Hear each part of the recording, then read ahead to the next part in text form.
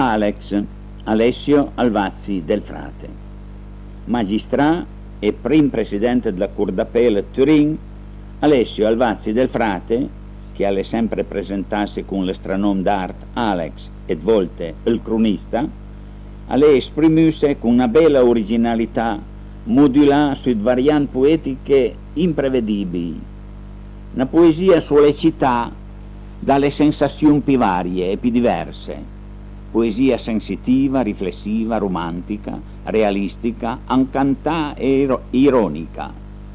In certe sue impressioni uciade annarciama l'essenzialità del frammentismo del primo Novecento.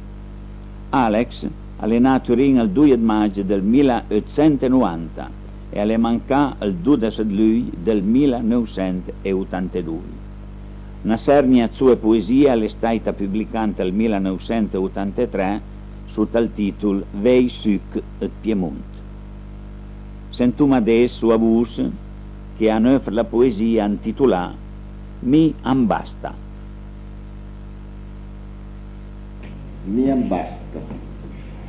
Mi ambasta una nuvola bianca e al cielo il prinsufi la scianca.